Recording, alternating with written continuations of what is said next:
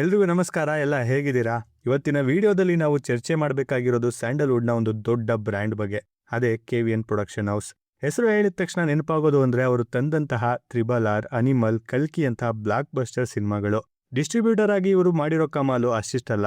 ಆದ್ರೆ ಇವರ ಸ್ವಂತ ನಿರ್ಮಾಣದ ಸಿನಿಮಾಗಳ ಕತೆ ಮಾತ್ರ ಬೇರೆನೇ ಇದೆ. ಸಿನಿಮಾ ಪ್ರೇಮಿಗಳಿಗೆ ಒಂದು ದೊಡ್ಡ ತಲೆನೋವಾಗ್ಬಿಟ್ಟಿದೆ. ಹೌದು, ಇವತ್ತಿನ ನಮ್ಮ ವಿಡಿಯೋದ ಮೇನ್ ಟಾಪಿಕ್ KVN ಸಂಸ್ಥೆಗೆ ಅಂಟ್ಕೊಂಡಿರೋ ಪೋಸ್ಟ್ಪೋನ್ ಶಾಪ ಯಾಕೆ? ಈ ಸಂಸ್ಥೆಯ ಸಿನಿಮಾಗಳು ಅಂದುಕೊಂಡ ಟೈಮ್ಗೆ ಯಾಕೆ ಬರಲ್ಲ? ಯಶ್ ಅವರ ಟಾಕ್ಸಿಕ್ ಆಗಿರ್ಬೋದು, ಧ್ರುವ ಸರ್ಜಾ ಅವರ ಕೇಡಿ ಆಗಿರ್ಬೋದು, ಯಾಕೆ ಈ ಸಿನಿಮಾಗಳು ಪದೇ ಪದೇ ಡೇಟ್ ಚೇಂಜ್ ಮಾಡ್ತಾ ಇದ್ದಾವೆ? ಈ ಬಗ್ಗೆ ಸಂಪೂರ್ಣ ಮಾಹಿತಿ ಮತ್ತು ನಮ್ಮ ಅನಿಸಿಕೆ ಇಲ್ಲಿದೆ. ಸ್ನೇಹಿತರೆ, ಕೆ ವೆಂಕಟ್ ನಾರಾಯಣ್ ಅವರ ನೇತೃತ್ವದ KVN ಪ್ರೊಡಕ್ಷನ್ಸ್ ಅಂದ್ರೆ ಈಗಿನ ಕಾಲದಲ್ಲಿ ಒಂದು ದೊಡ್ಡ ಪವರ್ ಹೌಸ್. 2,000 ಕೋಟಿಗೂ ಹೆಚ್ಚು ಬಂಡವಾಳವನ್ನ ಸಿನಿಮಾಗಳಿಗಾಗಿ ಮೀಸಲಿಟ್ಟಿದ್ದಾರೆ ಅಂದ್ರೆ ನೀವು ಲೆಕ್ಕ ಹಾಕೊಳ್ಳಿ ಸಂಸ್ಥೆಯ ರೇಂಜ್ ಎಷ್ಟಿದೆ ಅಂತ. ಆದರೆ ಒಂದು ಕಡೆ ಸಕ್ಸಸ್ಫುಲ್ ಡಿಸ್ಟ್ರಿಬ್ಯೂಟರ್ ಆಗಿ ಮೆರೆದ್ರೆ, ನಿರ್ಮಾಣ ಸಂಸ್ಥೆಯಾಗಿ ಇವರಿಗೆ ಒಂದು ಪೋಸ್ಟ್ಪೋನ್ ಶಾಪ ಅಂಟ್ಕೊಂಡಿದ್ಯಾ ಅನ್ನೋ ಅನುಮಾನ ಈಗ ಎಲ್ರಿಗೂ ಕಾಡ್ತಾ ಇದೆ.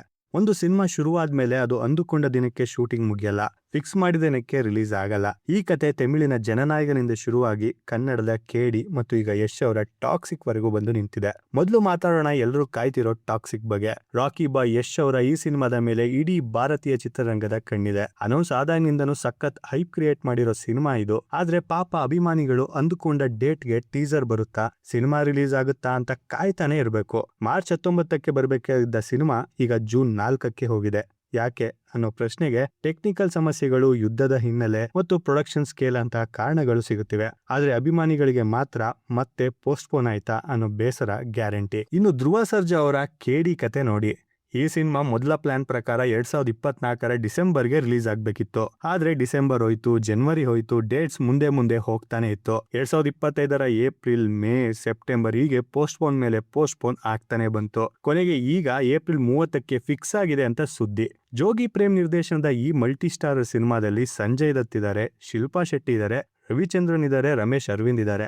ಇಷ್ಟೆಲ್ಲ ಸ್ಟಾರ್ಗಳನ್ನ ಒಟ್ಟಿಗೆ ತರೋದು ಅಂದ್ರೆ ಅಷ್ಟು ಸುಲಭನಾ? ಪ್ರೇಮ್ ಅವರ ಮೇಕಿಂಗ್ ಸ್ಟೈಲ್ ಕೂಡ ವಿಳಂಬಕ್ಕೆ ಕಾರಣ ಆಗಿರ್ಬೋದು ಅನ್ನೋ ಮಾತುಗಳು ಕೇಳಿ ಬರ್ತಿವೆ. ಟಾಕ್ಸಿಕ್ ಸಿನಿಮಾ ವಿಳಂಬವಾದ್ರೆ ಕೇಡಿ ಸಿನಿಮಾ ಬೇಗ ಬರೋ ಸಾಧ್ಯತೆ ಇದೆಯಾ ಅಂತ ಚರ್ಚೆ ನಡೀತಿದೆ. ಇನ್ನು ತಮಿಳಿನ ವಿಷಯಕ್ಕೆ ಬಂದ್ರೆ ವಿಜಯ್ ಅವರ ಜನನಾಯಕನ್ ಸಿನಿಮಾ. ಈ ಸಿನಿಮಾದ ರಿಲೀಸ್ ಬಗ್ಗೆ ನಮ್ಗೆ ಇನ್ನೂ ಯಾವುದೇ ಸ್ಪಷ್ಟ ಮಾಹಿತಿ ಸಿಕ್ಕಿಲ್ಲ. ತಮಿಳುನಾಡು ರಾಜಕೀಯ, ಸೆನ್ಸಾರ್ ಬೋರ್ಡ್ ಪ್ರಾಬ್ಲಮ್ಸ್ ಇವೆಲ್ಲವೂ ಸೇರಿ ಸಿನಿಮಾವನ್ನ ತಡೆ ಹಿಡಿದಿದೆ. ಮಾಹಿತಿ ಪ್ರಕಾರ ಜೂನ್ 22ರಂದು ರಿಲೀಸ್ ಆಗ್ಬಹುದು ಅಂತಾರೆ, ಯಾಕಂದ್ರೆ ಅಂದು ವಿಜಯ್ ಅವರ ಬರ್ತ್ಡೇ. ಆದ್ರೆ ಇದು ನಿಜಾನಾ ಇಲ್ವೇ, ಇದು ಕೂಡ ಮುಂದಕ್ಕೆ ಹೋಗುತ್ತಾ ಅನ್ನೋದು ಕಾಲರೇ ಉತ್ತರಿಸಬೇಕು. ಸ್ನೇಹಿತರೆ, ಇಷ್ಟೆಲ್ಲ ಸಮಸ್ಯೆಗಳಾಗ್ತಿದ್ರು KVN ಸಂಸ್ಥೆ ಮಾತ್ರ ಧೃತಿಗೆಟ್ಟಿಲ್ಲ. ಅಕ್ಷಯ್ ಕುಮಾರ್ ಜೊತೆ ಹಿಂದಿಯಲ್ಲಿ ಸಿನಿಮಾ, ಮಲಯಾಳಂನ ಮಂಜು ಮೇಲ್ ಬಾಯ್ಸ್ ಟೀಮ್ ಜೊತೆ ಇನ್ನೊಂದು ಪ್ರಾಜೆಕ್ಟ್, ತೆಲುಗಿನಲ್ಲಿ ಚಿರಂಜೀವಿ ಅವರ 158ನೇ ಸಿನಿಮಾ, ಹೀಗೆ ಲಿಸ್ಟು ಉದ್ದಗಲಕ್ಕಿದೆ.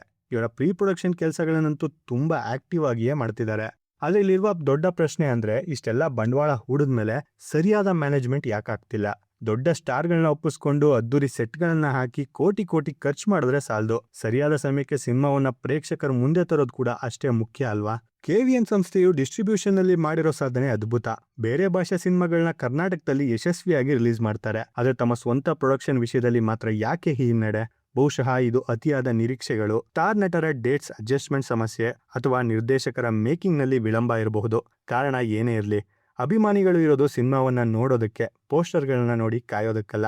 ನೋಡಿದ್ರಲ್ಲ ಸ್ನೇಹಿತರೆ, KVN ಪ್ರೊಡಕ್ಷನ್ ನ ಪಯಣ ಮತ್ತು ಅವರ ಮುಂದಿರುವ ಸವಾಲುಗಳು. 2,000 ಕೋಟಿ ರೂಪಾಯಿ ಬಂಡವಾಳ ಹಾಕಿರೋ ಸಂಸ್ಥೆ ಮುಂದೆ ನೂರಾರು ದಾರಿಗಳಿವೆ. ಆಕ್ಷನ್, ಡ್ರಾಮಾ, ಕಮರ್ಷಿಯಲ್ ಎಲಿಮೆಂಟ್ಸ್ ಅಷ್ಟೇ ಅಲ್ಲದೆ ಪ್ರೊಡಕ್ಷನ್ ಪ್ಲಾನಿಂಗ್ ಕೂಡ ಅಷ್ಟೇ ಮುಖ್ಯ. ನಮ್ಮ KVN ಸಂಸ್ಥೆ ಈ ಪೋಸ್ಟ್ಪೋನ್ ಶಾಪದಿಂದ ಮುಕ್ತಿ ಪಡೆದು ಅಂದುಕೊಂಡ ಸಮಯಕ್ಕೆ ಬ್ಲಾಕ್ ಬಸ್ಟರ್ ಸಿನಿಮಾಗಳನ್ನ ಕೊಡುತ್ತಾ ಅಥವಾ ಇದೇ ರೀತಿ ವಿಳಂಬದ ಸರಪಳಿಯಲ್ಲಿ ಸಿಲುಕುತ್ತಾ? ಈ ವಿಷಯದಲ್ಲಿ ನಿಮ್ಗೆ ಏನ್ ಅನ್ಸುತ್ತೆ? ಈ ಪೋಸ್ಟ್ಪೋನ್ ಆಗೋ ಸಿನಿಮಾಗಳ ಬಗ್ಗೆ ನಿಮ್ಮ ಅಭಿಪ್ರಾಯ ಏನು? ಕಮೆಂಟ್ ಬಾಕ್ಸ್ ಅಲ್ಲಿ ತಿಳಿಸಿ. ಯಶ್ ಅವರ ಟಾಕ್ಸಿಕ್ ಅಥವಾ ಧ್ರುವ ಸರ್ಜಾ ಅವರ ಕೇಡಿ, ನೀವು ಯಾವ ಸಿನಿಮಾಗಾಗಿ ಜಾಸ್ತಿ ಕಾಯ್ತಿದ್ದೀರಾ ಅದನ್ನು ತಿಳಿಸಿ. ಈ ವಿಡಿಯೋ ನಿಮ್ಗೆ ಇಷ್ಟ ಆಗಿದ್ರೆ ಲೈಕ್ ಮಾಡಿ, ಶೇರ್ ಮಾಡಿ ಮತ್ತು ನಮ್ಮ ಚಾನೆಲ್ಗೆ ಸಬ್ಸ್ಕ್ರೈಬ್ ಆಗೋದನ್ನ ಮರಿಬೇಡಿ. ಮುಂದಿನ ಅಪ್ಡೇಟ್ ಜೊತೆ ಮತ್ತೆ ಸಿಗ್ತೀವಿ. Thank you for watching.